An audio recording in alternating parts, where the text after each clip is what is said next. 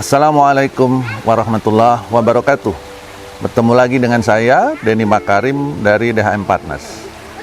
Teman-teman sekalian, pagi ini saya ingin menjawab pertanyaan dari salah satu teman kita yang bertanya mengenai pembahasan perundingan PKB. Jadi kurang lebih pertanyaannya begini nih, bolehkah menghilangkan atau tidak mempertimbangkan Undang-Undang Cipta Kerja atau UCK dalam perundingan PKB sehubungan dengan status UCK hari ini sedang dalam proses judicial review di Mahkamah Konstitusi. Itu pertanyaannya. Jadi begini teman-teman,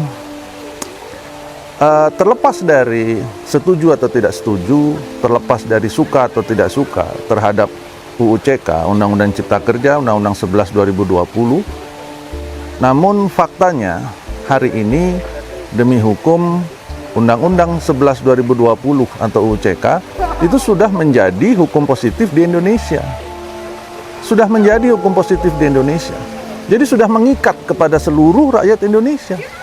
Sehingga sejak diundangkannya UCK, seluruh ketentuan mengenai ketenaga kerjaan di mana pasal-pasalnya dalam Undang-Undang 13 2003 dirubah menurut Undang-Undang 11 2020 atau UCK, maka kepadanya akan diberlakukan UCK, bukan lagi Undang-Undang 13. Ya, ada dua hal yang perlu kita ingat teman-teman. Yang pertama yang tadi bahwa faktanya demi hukum hari ini UCK sudah berlaku, sudah menjadi hukum positif.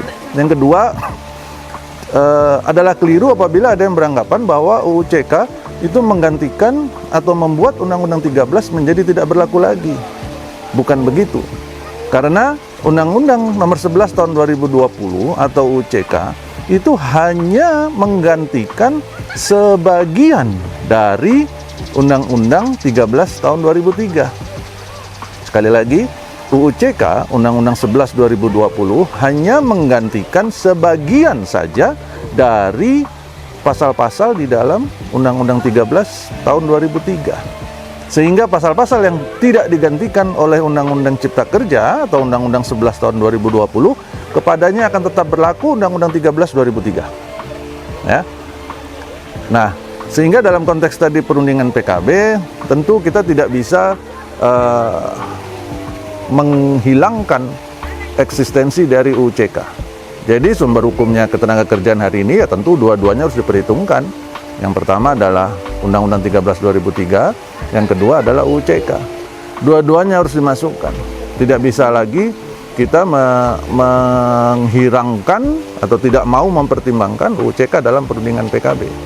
Nah, mengenai statusnya hari ini UCK sedang dalam proses judicial review di Mahkamah Konstitusi, itu adalah bagian dari upaya hukum yang tidak membuat undang-undang yang sudah menjadi hukum positif menjadi tidak berlaku lagi.